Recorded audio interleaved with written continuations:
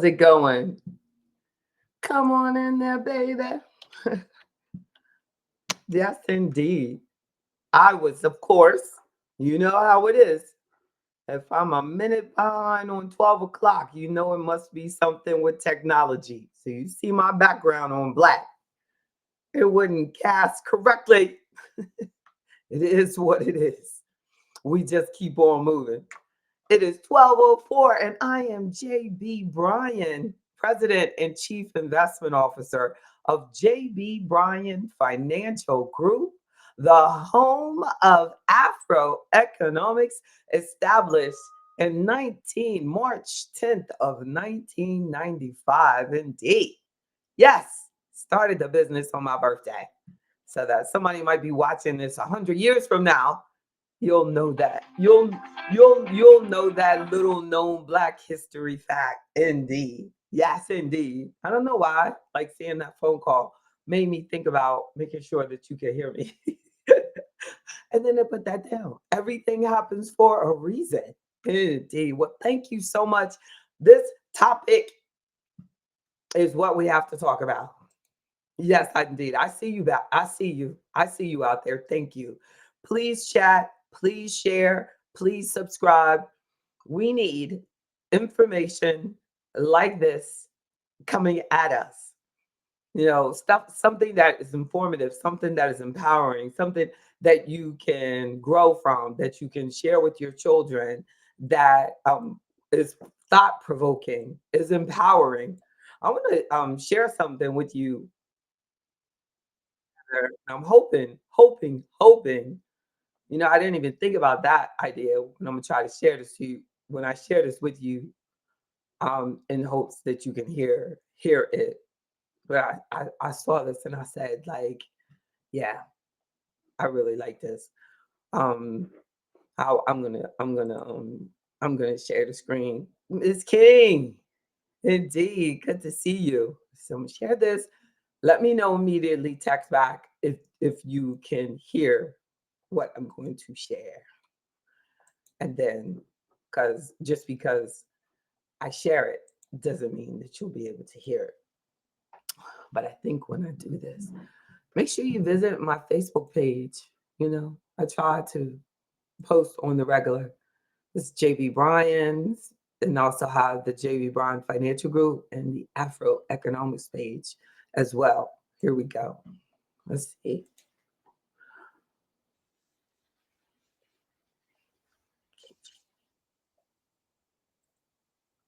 You can't hear it. Okay, wait a second. And I'm gonna figure out how to stop it. And I'm gonna share this and see if this helps. I'm gonna do it again. Back. Share again. Share again. Share again. When I click that, I'm gonna share this one.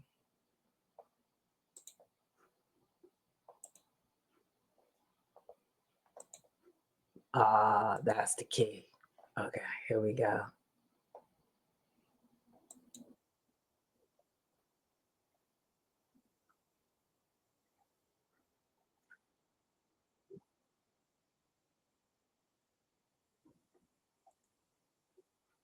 I just knew you were Understand here. what it truly meant so I can apply it the right way. The Hebrew meaning of wealth, which I believe is pronounced Osher, stands for abundance, security, and protection. The Hebrew meaning for strong city, which I believe is pronounced Kuryu, stands for a fortress, a defense system. The Hebrew meaning for poverty, which I believe is pronounced Reish, stands for a state of weakness, a trap. Well, first things first, what we can translate from all of that is money is meant to be a shield. Have you seen this video? So I was reading Proverbs. Have you seen this video? So I was reading Proverbs this morning, and it taught me the reason why chasing money is just as dangerous as ignoring it. So follow me here in this thought for a moment. It says in Proverbs 10, a rich man's wealth is his strong city. The poverty of the poor is their ruin. So I'm like, okay, what does that mean? So I do some deeper research, and here's what I found. First things first, what you should know about me is that I'm very deep on studying the Hebrew meaning of words, like the etymology, so I can understand what it truly meant so I can apply it the right way. The Hebrew meaning of wealth, which I believe is pronounced Osher, stands for abundance, security, and protection. Hebrew meaning for strong city, which I believe is pronounced Kuryu, stands for a fortress, a defense system. Hebrew meaning for poverty, which I believe is pronounced Reish, stands for a state of weakness, a trap. Well, first things first, what we can translate from all of that is money is meant to be a shield, not an idol. And then I wanted to apply this lesson to myself as a man, and I came to the conclusion that there are two types of men. First, you got the man who ignores money, and then you have the man who worships money. And let's break down each one. So first, you have the man who ignores money. In my opinion, that's the man who's comfortable with being broke, or he's a procrastinator. Like, he never actually starts investing. He says, I'll get to it at another time. It's not until his car breaks down that he begins to panic. It's not until his children need something that he starts scrambling. And it's not until his wife is like, we got to make ends meet, that he's like, all right, what do I got to do? Now he's scrambling. The proverb said that man's poverty is his ruin. Then you have the man who chases money, who worships money, right? Like, he's always going after the bag, and he's chasing the next deal. He's burning himself out. He's neglecting his wife and his family in the process. He never truly gets to appreciate all that he's built because he's on to the next check. So this man is really no better than the man who ignores money, because his wealth isn't a fortress. It's actually a prison. It's just a luxury prison. So either way, a man who doesn't understand money is controlled by it. So there's four things that you should take away from this, bro. Okay. Number one, a wise man builds wealth, but he never lets it own him. Number two, money should serve you, never the other way around. Number three, and this one is probably most important to me, is that you need money to protect your family, but if it costs you your family in the process, what was the point? Number four, the goal is balance. Build your fortress, but do not become a prisoner inside of that fortress in the process. And I want to leave you with this very important verse, bro. Proverbs says the blessing of the Lord makes rich, and he adds no sorrow with it. It means that if your wealth comes from God, it will not come at the cost of your family, your peace, or your integrity. Money should serve you, not enslave you. Have you seen this video? So I was reading money should serve you, not enslave you. Whoa, powerful, powerful, powerful. I like that is extremely helpful and relevant during times such as these. Thank you so much. Thank you so much, Ms. Owens. I appreciate you. Thank you. Indeed. You know, like, at times like this, when you see the stock market going up and down and all the volatility and all these discussions, you know, a client sent me a chat, and she was asking me like what my opinion was on it, and it was basically saying that the world is against us as Black women and Black people, and that all these, you know, things, don't trust anybody, don't trust anything, that, you know. And as the brother was reading that word, he said man, but that's women and man, women and men. When God is speaking, he's talking to both of us. And now we live in a time where a lot of money is going through men's hands. A lot of money is going through women's hands. Are we being a good guardian over the few things that we get? I have had people look at me in the face and tell me they're not willing to take on the risk of the stock market, but they will go to a casino and give it all their money. According to research, Black women are more likely, women of color, the research said, are more likely to have an addiction to gambling. Have an addiction to gambling. Isn't that something? With all that we have done and accomplished and had to do and fight for, and, you know, and so much of Black wealth is depending on us, for us to be the ones who are having that addiction. Not an addiction to, I want to get more information, I got to talk to JB Bryan, I got to figure out how to secure my family, how to secure the future. No, because with all of the education that is bragged about the Black woman, Black women and women of color are still more likely to grow old and be poor than our Black men. So we're doing all these things and going into all these school loan debt, but we're not figuring out a plan. Like the brother was saying, you're becoming a slave. Our people are becoming a slave to the system. That's the system. The system that we need to be texting about is the mentality of we're gotta buy things all the time, buy degrees, buy the casino, buy a vacation, buy a cruise, buy a trip. It's always got to be getaway, getaway, getaway. I remember telling my ex-husband when he wanted to, he and his wife who had, they had she had children, and then he wanted to get my daughter involved in it in the middle of the year, like say about this time before spring break. My daughter was in middle school, that it was time.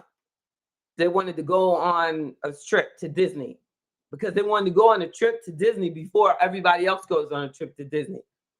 So because I was outnumbered, I was looked at like I was crazy when I said, I don't understand the celebration. Are your kids doing something great that I don't know about? Because I know that my daughter needs to be in the classroom when the classroom is open, and that she's got another week that she can do it.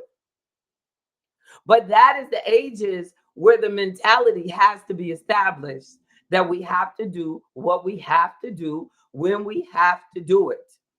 In doing things at our convenience and inconveniencing the future and the attitude of our children, like just setting that example that it's okay to do that can hurt the legacy forever. That's the same thing as, the other financial habits that we set up that hurt the legacy of our children. Because if your children see you struggling and fussing about money all the time, that is a slave to money. That's not a politician's fault. That's not because of who is in the White House. I was just looking at a video and they were talking about perception. And they were like, the perception that we would decide that one person is a devil and another person is a God and perfect, is based on just perception and what you're listening to. But we're not spending any time to look at the reality and the numbers. Because the reality of it and the numbers is that the stock market goes up and down. It's doing exactly what it's supposed to do. So a stock pullback can be helpful for the person who is, first of all, has done a proper risk analysis and has the portion of their portfolio invested correctly. And they have the discipline to be investor. Because everybody doesn't need to be an investor. I was telling someone, yesterday, because she had this group of people that want to make an investment. And I said, the thing about it is that even though it may seem like that's easier to do than putting it into the stock market, but in the stock market, you put your money in, you want your money back out, you sell it, we get your money back out. But you try to do that with a group of friends, the likelihood of each of you having the same mentality, because right now, there are people who cannot handle being in the market. So if you do something and it has nothing to do with the market, and then it's not regulated at all, and the only way for you to get your money back is to sue a friend of yours, and we don't realize how much risk, but we'll do that. I've seen that. I've seen people sell even when the market is doing great. Sell out, take it out, and do something even more that's more risky. The fact that you're a long-term investor and you have long-term goals and you actually sell in a weak market, right there, that decision. If you know, and we know it, one thing we know for sure is that the market goes up and down. And the second thing you know is for sure that you don't need that money right now, because if you need that money right now, then it should have never been invested for the long term. because it wouldn't have been mine. I thoroughly psychologically check my clients because it stresses me out when they're stressing out over something. So I don't want that. I don't want that. There's no way I'm going to put somebody in the stock market and I know that they psychologically, even based on the algorithm that I use, that they can't handle it. I don't care how much money they say that they want to make. But what they'll do is do something even more aggressive that's not regulated, that's not available through a licensed professional, that is off the grid. And then when they do that, and in most cases I've seen over my long history of seeing people mess over money, unfortunately, because I'm going to tell you, I make people multi-millionaires. That's what I do. And sometimes I hear people say, like, well, I don't really want to be, that it's over for them. It's over for them. It's like saying it's not really that important for you to be healthy. I mean, that's pretty much what a lot of people do. Even if they don't say it, their actions say it. And the person doesn't really have to tell me that they don't want to be a multimillionaire. Because million right now, I want more for that for you. But but that they don't realize your actions are everything. Because if you have the lack of knowledge, you don't know what you're doing. You're just in there buying stuff on some app, going in and out, in and out, in and out. Statistically, I don't care what it says that it paid the last 10 years, you couldn't even last 10 months. So those historical performance numbers don't even apply to that person. I often wonder. Now, I'm truly blessed because I have clients, from day one clients. So we can really tell their long-term return. No, but how you doing, Miss Anderson? Yes, you are one of them indeed. Like, you can tell. But the thing is that you have to make sure that everything is appropriate for that particular person. But it's amazing how many people during these times like this don't have anybody to talk to. They don't have an advisor at all. They don't know what they're doing. You're on board. That's right, Mr. Womack. He's on board. Yes, you are. Like, you have to have, especially during turbulent times, I believe that you are statistically preparing yourself for more success if you have someone who has been through worse. No, most of the stuff that I've seen, I can see. Like, I honestly see that what we're going through is what is just an economic adjustment. We're not even in a recession. Thank you. I got your back too. We're not in a recession. We're in volatile times, and that's exactly what the market promises.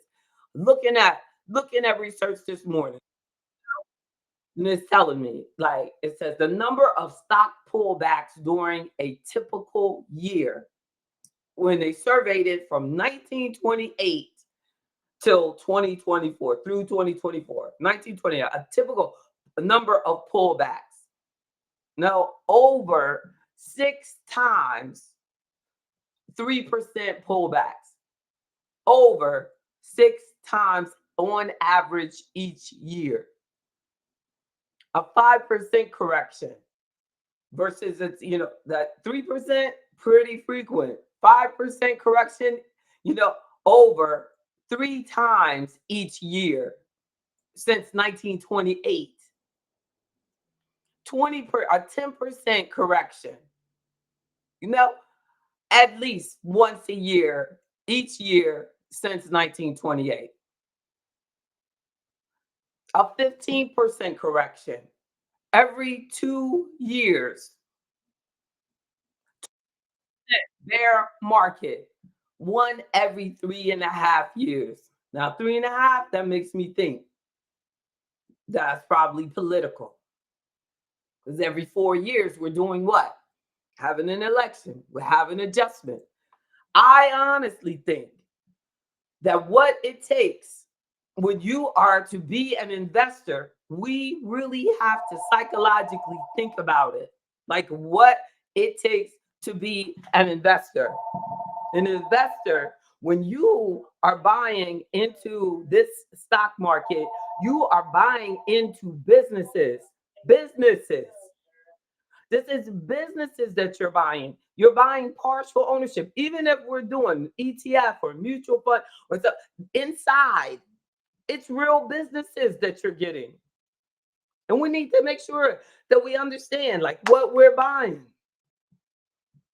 What we're buying. It's amazing. Like we're becoming too disconnected, especially in your work plans. You just see these ABC funds, XYZ fund, so and so and so. That the Afroeconomics membership for people, especially people that are actively working, it's valuable. For my clients that are retired, it's extremely important. It makes me want to live forever because what we're doing is so rare. What we're doing is so rare that based on research, it literally it is not going to be possible for me to duplicate myself. So I am doing everything I can to do as much as I can while I'm alive because the existence of advisors that will work with you on your investment portfolio, your tax strategies, your family and legacy planning and all of the stuff that we talk about. No, according to their computers, we ain't got time for that. Too many people suing people. Everybody's doing lawsuits. So they don't want people involved in it anymore.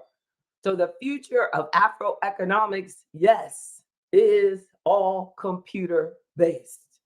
Yes, my dissertation is on robo advisors, on the future of it, because I know that's where everything is going. So what we have to do right now, that's why I'm doing these videos. That's why I didn't, you know what I'm saying? I didn't feel my best today.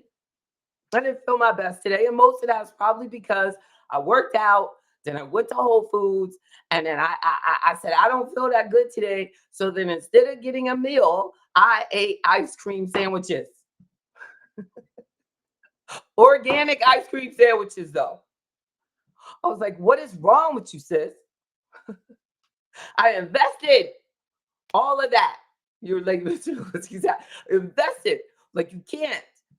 But that's just a dip. That's just a dip. That is just a short-term dip. You cannot give up on my health and my future because I decided today to have the ice cream sandwich. And are you doing that? Are you doing that? Stupid, I love ice cream. You love it. You look. Seeing your name made me think about ice cream, but that ice cream sandwich is gone now. But it will pass. This too shall pass. Bad things happen.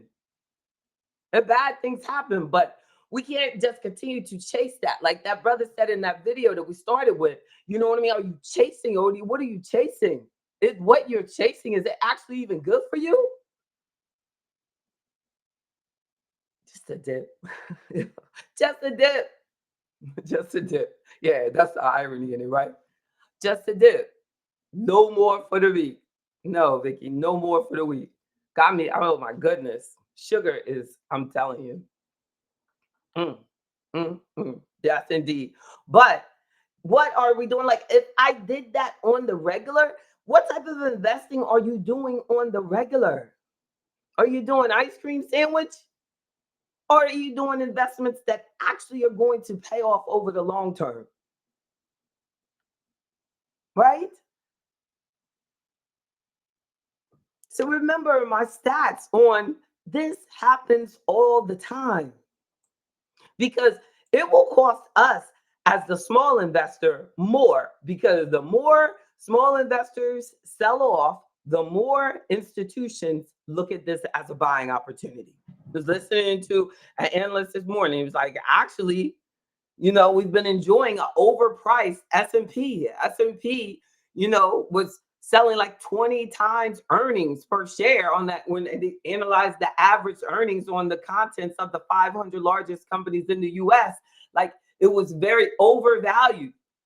So there were probably people sitting there with billions of dollars trying to see that dip, trying to see that dip. And their computer was like, boom, bought it.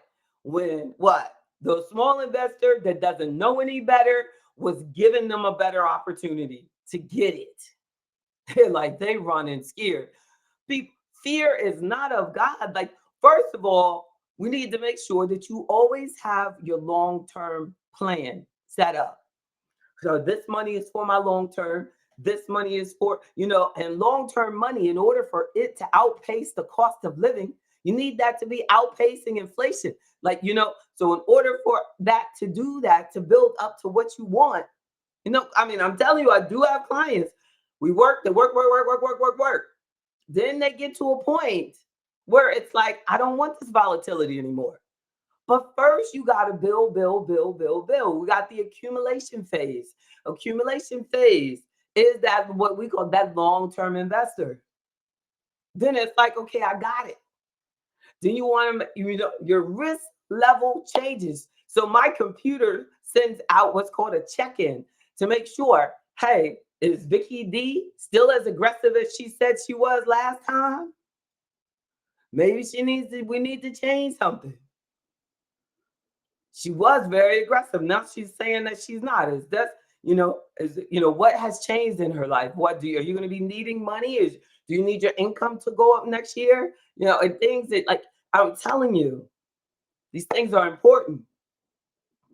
Sometimes, I literally know of people who have just sold off and they have absolutely no need for that money right now. And they're really excited because, yes, it was up from where they started, but it's that compounding over that long term, not adding a dime. I was saying that in our meeting over the weekend. I was saying that, like, in 1977, my father bought a Coupe de Ville Cadillac, put it, and it was $11,000. So for some reason, being me, one day I just said, you know what if he took that 11,000 and it was in the S&P 500? Nothing, where I'm trying to outperform the S&P, just, doing the S&P, reinvesting it over my life. How much money would I have to inherit? And it was over $2 million. Over $2 million. And that Cadillac has been broke down. I had to watch it slow death and fall apart. But it matters because you can, we'll say, well, you know what, that's okay, and that my father was very, very, very well educated. But if he had left me with $2 million, nobody would have given him the respect that they gave us for pulling up with a Coupe de Ville. When we will pull up with that Coupe de Ville, the respect that you get, Vicky, is just hard to describe.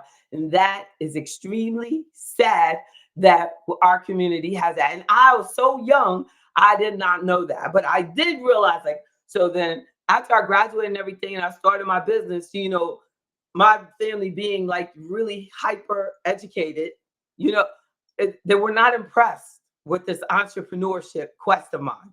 So I got this need to show that I have money. Because when you're an investor, nobody knows how much money you got in the stock market. You got privacy policy. I can't tell you how rich these people are that are making these comments. No, you don't know. But if you buy something, it will show. So I said, oh man, I know my parents like Mercedes. I'm going to go get me a Mercedes. So I got the C-Class. They were excited, but not too excited. I went back. I got the M. They were excited, but whatever. I got that S-Class. My mama was so excited, so proud of me. She would drive it to homecoming. I felt like here you are. I've done all this, gone to school, this and that, got my business. You know, they would go through town and people go, oh, your daughter's Jamie Russell, whatever, whatever. But when I got that Cadillac, isn't that something? So a lot of, I mean, when I got that Mercedes S-Class 5, but you know, hey, that was a high standard. But somewhere in there, I had to let her down. Oh, and I also got the Lexus SUV, the big one when it first came out. Like, you know, somewhere in there, God spoke to me, and I'm not even exaggerating. God spoke to me in my attempt. It was like 2007 with the Great Recessions. God spoke to me. You are going to be broke trying to impress your family.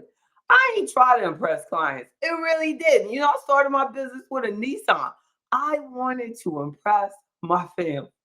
I love the way they walk out and they look at it. And I love the way my mother wanted to drive the car. I love that. If there's anybody out there that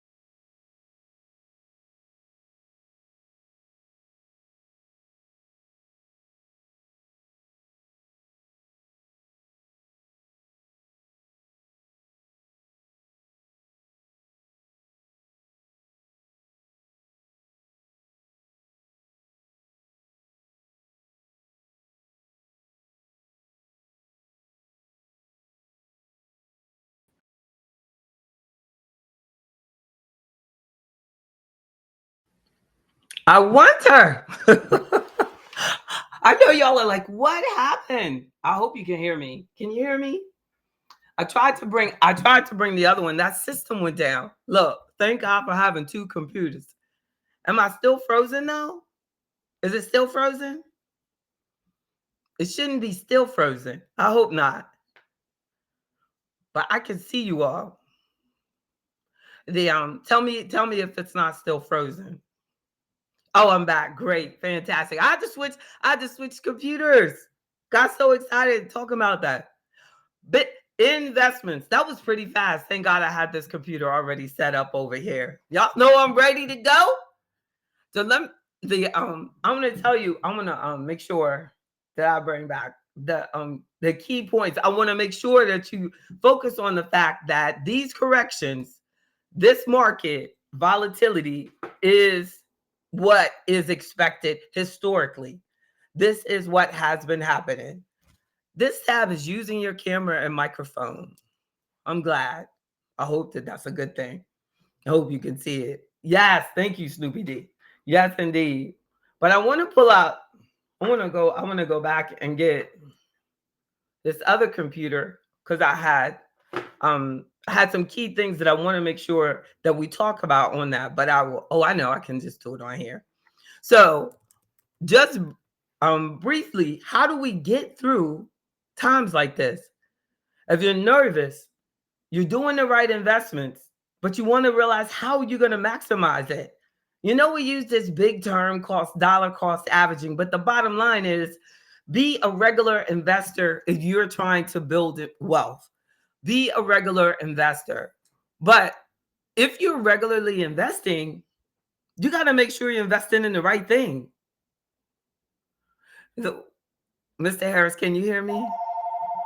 You got to make sure that you're investing in the right thing. So dollar cost averaging is fantastic, but or you dollar cost averaging, meaning taking advantage of the dips. Because when you're investing on the regular, even in what is considered a bad market, you know, let's just use the S&P as an example. So if they say the S&P is down, 10%, and you're still investing every month because you're preparing for your retirement, then boom, you're getting a cheaper price for what was considered fantastic a couple of days ago. So you're buying it just at a cheaper price. Who would run away from the mall just because the earring costs less than it was last week? No, I think it's easy for us to see investments as horrible when they go down in price because we think of it as like, I don't know, but we don't feel about that about clothes. Isn't that interesting? Like you never say, oh, I don't want this. I don't want this outfit because it's on sale. I hope nobody says that. There might be somebody who's just like, it's cheap to me. But we should be excited about finding something that's at a better price, correct? No, you want to have the best price possible. And then you also want to be, how do you protect yourself from time when you see all this news and it's, terrifying? How do you protect yourself? You make sure that you have your money in different buckets. You have your emergency money, but then you also have your investments for the long term. That when it stop having these discussions, no, we need to have more discussions on how could these things that are going on, like the tariffs, how could they actually help Americans? How could they help? I was shocked to see how many states use Canada to get power. And power is like, and Canada is being like really strong about it. Like, we will stop providing you with power, as if there's not states next to our states that could give that state.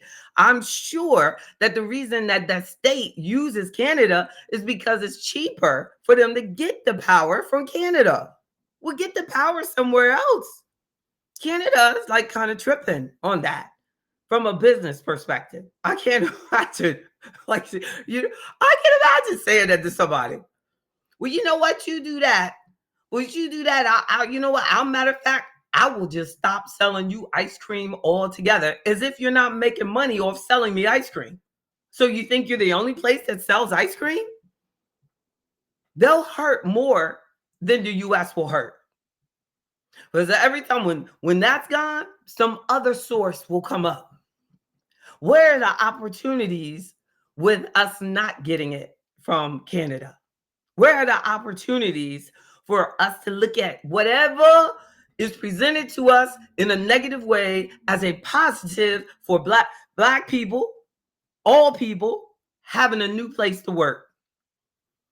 And I don't have any problem with them building new places for us to get jobs. That's the way we should look at it. Who wants to start a power company? We shouldn't be getting it. We should have Congress, the Congressional Black Congress. They want to look out for Black people.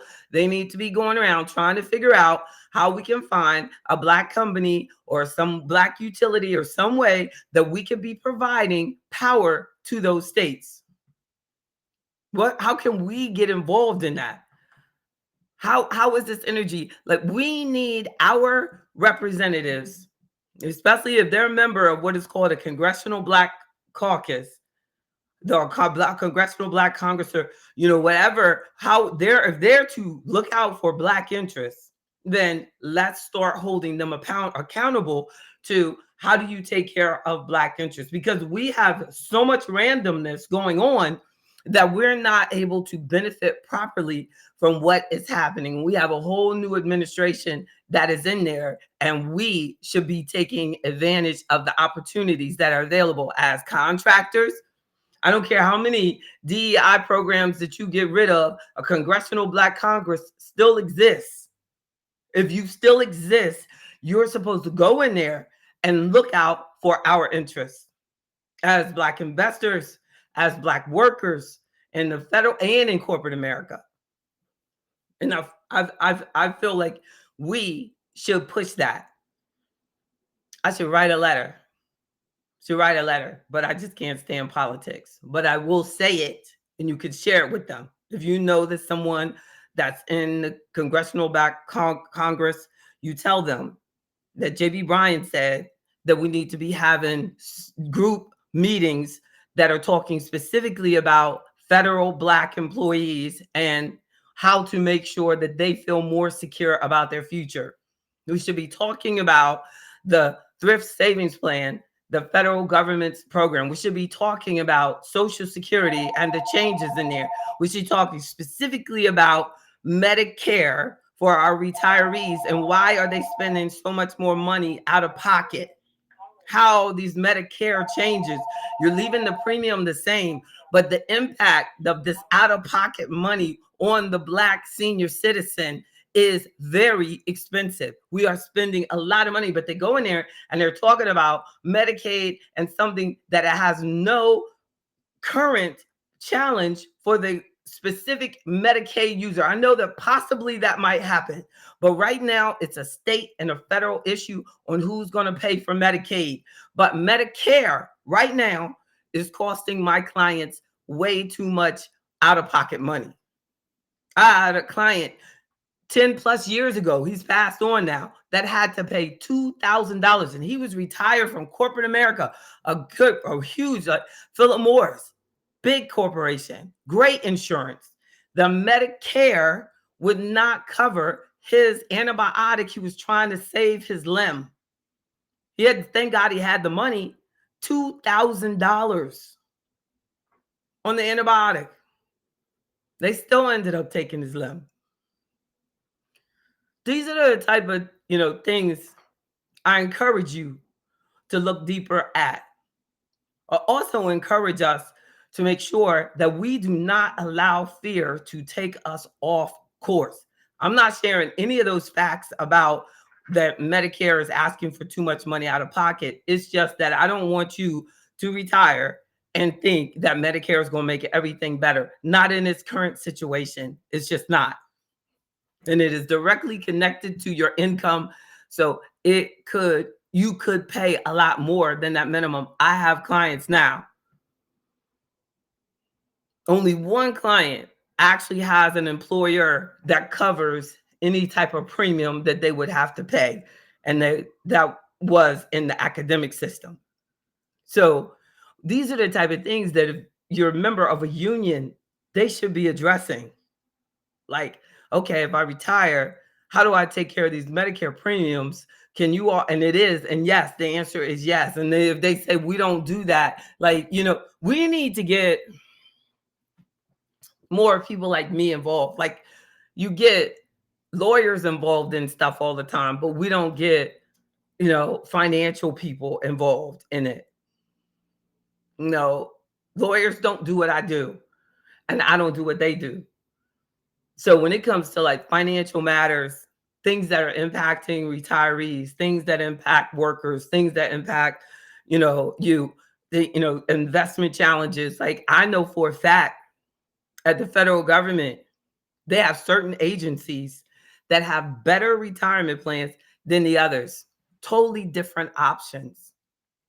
Most people don't even know that. Yes, totally different ones, totally different TSP. Totally different thing. So we have to maximize what they make available to you. We have to maximize what they make available to you. Yes.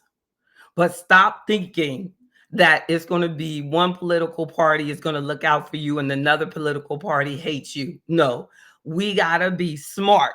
We have to be smart and maximize whatever political party is in there.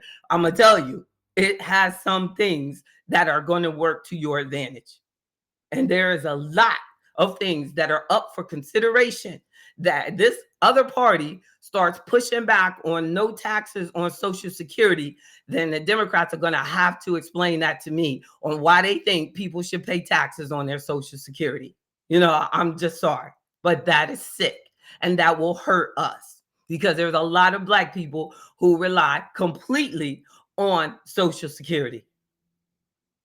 Yes. And if they're going to move and stop taxation, because your Social Security could be taxed up to 85%. We have to start looking at issues like that, having a livable wage that is required. That's having a huge impact on our community. And we don't have any Black people walking out of Congress about a livable wage requirement that was promised to us 4 years ago. It's hard for you to imagine the millions of Black folk who are working on minimum wage. No benefits. Our community is more likely than any community to not have a job with benefits. A lot of the Black people that work for the federal government are not working for the federal government. They're working for contractors that do not have the benefits for them. We got to talk about stuff like that. It's deep.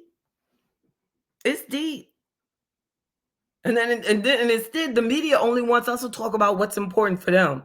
Oh my goodness, so-and-so who made $350,000 a year has now lost his job. I don't have no problem with you making $350,000 a year, but that's the part. You got that big, you up there on that level, those things happen. But can we talk about, the things that are affecting the masses of us?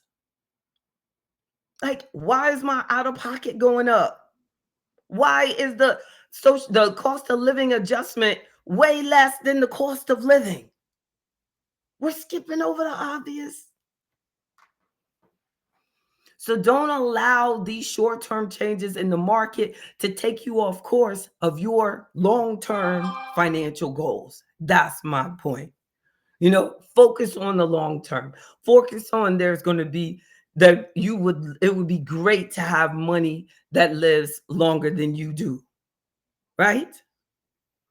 And I shared and they introed with that on CBS early on Monday on my birthday, that a Warren Buffett quote that I shared with them. And Warren Buffett said, be fearful when others are greedy, and be greedy when others are fearful. He's saying be a contrarian. That's what we call it in textbooks. Like, everybody's running from the market. We should be looking for some opportunities. We should be looking for buying opportunities. You should be, JD, what, hey, I'm the best. Is it, saying be fearful where everybody's running in the casino. Look, be fearful when they're being greedy. When they're scared, what they're afraid of, that's what we need to be going to get. Because they're going to come back. And a lot of times what we're looking at is the Dow Jones, and they show it and they say, the Dow's down, blah, blah, blah. A lot of people selling off their 401k because the Dow is down, and the Dow is only 30 stocks. The Dow is not a good indicator of the market overall. And generally, your portfolio isn't either. Especially if you haven't talked with an investment advisor about it. No. I can't tell you how often people are afraid of the market and they are not even exposed to what they think that they're exposed to. What they're afraid of is totally inappropriate. Like, it's just crazy. Right? Like, we have to be proactive. Well, I know I'm going to need money later, so let me do that. I was somewhere the other day, and this person said, was talking about my hair.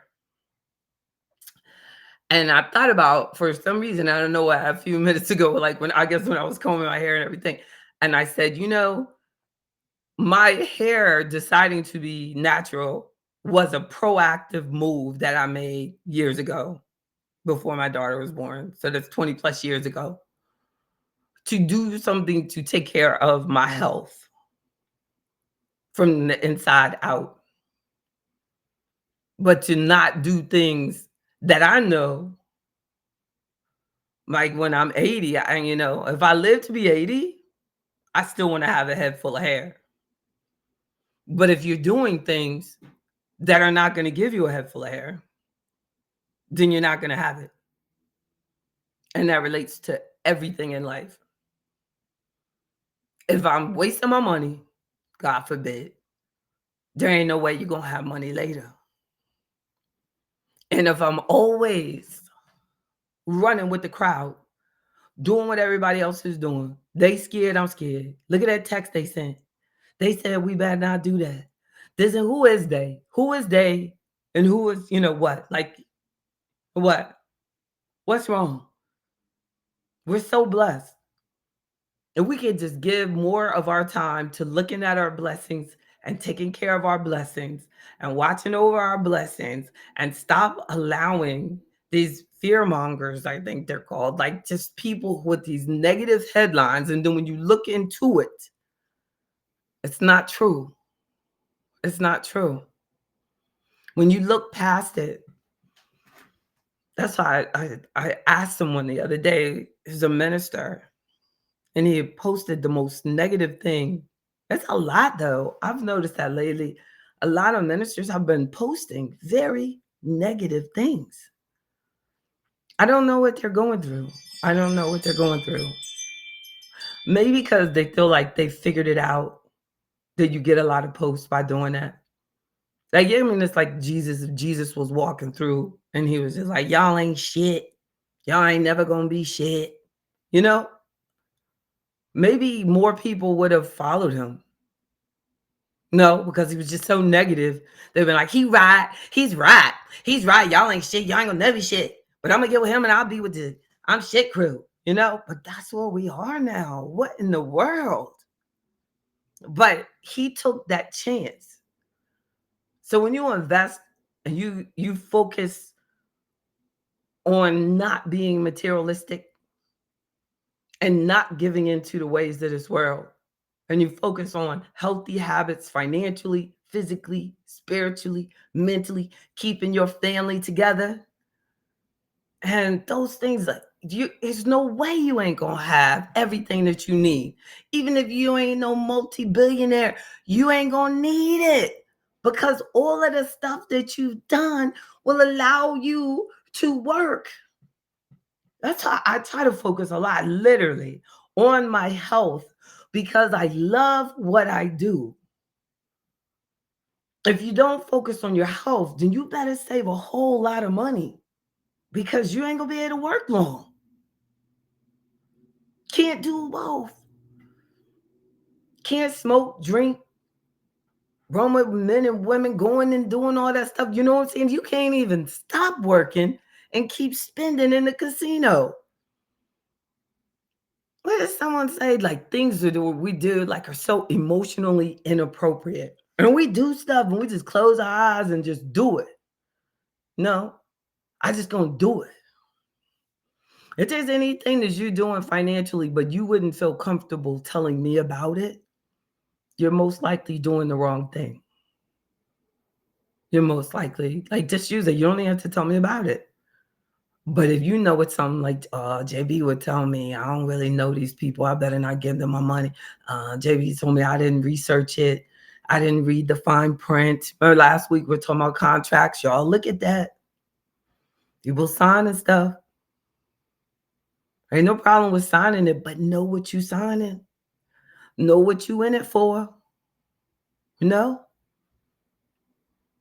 what you in it. Like, people will get married to someone who has no money and then be mad because they have no money. You did not marry them for money. Remember what you married them for. You married them for companionship, for loving, or whatever. Focus on what you married them for. But what do? No, we start changing the game.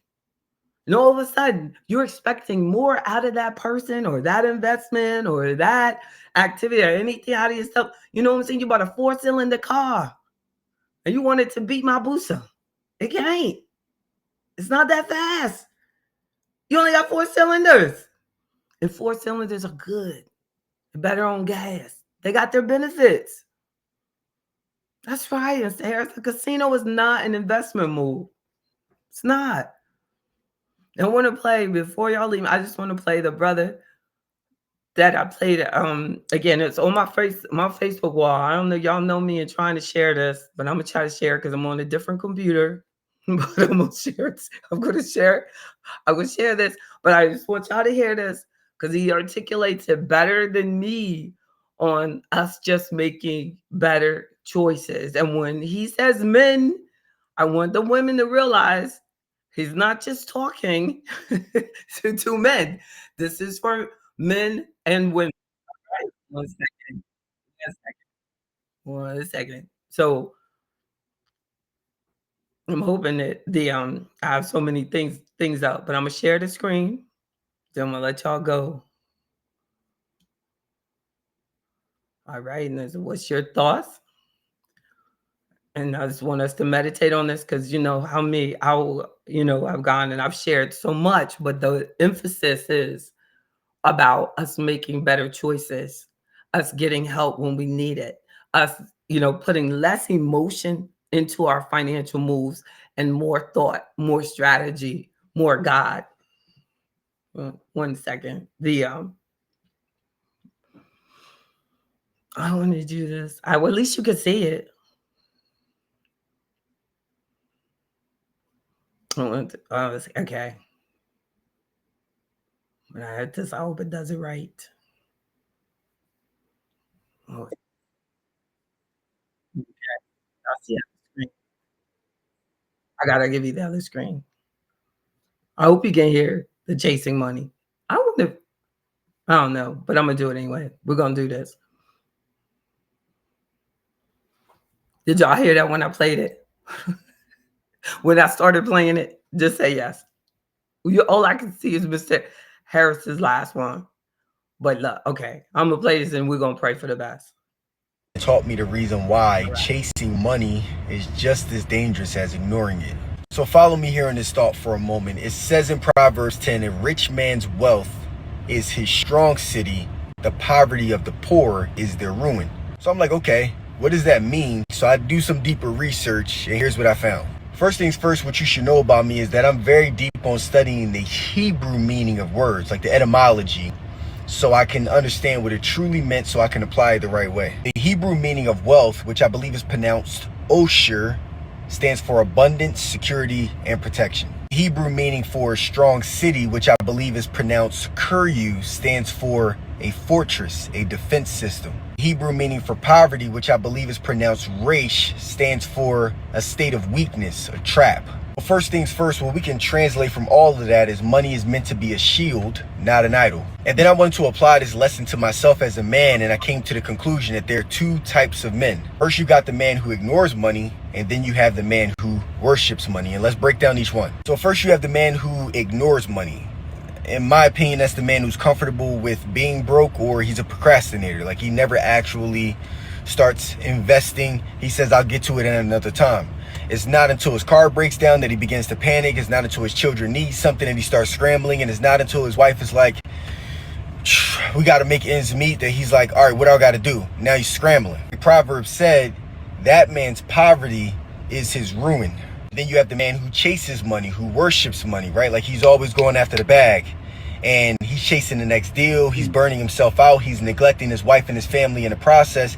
He never truly gets to appreciate all that he's built because he's on to the next check. So this man is really no better than the man who ignores money, because his wealth isn't a fortress. It's actually a prison. It's just a luxury prison. So either way, a man who doesn't understand money is controlled by it. So there's 4 things that you should take away from this, bro. Number 1, a wise man builds wealth, but he never lets it own him. Number 2, money should serve you, never the other way around. Number 3, and this one is probably most important to me, is that you need money to protect your family, but if it costs you your family in the process, what was the point? Number 4, the goal is balance. Build your fortress, but do not become a prisoner inside of that fortress in the process. And I want to leave you with this very important verse, bro. Proverbs says the blessing of the Lord makes rich, and he adds no sorrow with it. It means that if your wealth comes from God, it will not come at the cost of your family, your peace, or your integrity. Money should serve you, not enslave you. Have you seen this video? Amen. Money should serve you, not enslave you. Enough said. Money should serve you. And I'm here to serve you. Oh, thank you, Snoopy D. Invest in yourself. Invest in yourself. I love y'all. God bless you. Members only meeting on Friday mornings. Go to afroeconomics.com. Oh, thank you, Rosita. Thank you, pretty little girl. I appreciate y'all. Thank you. Bye.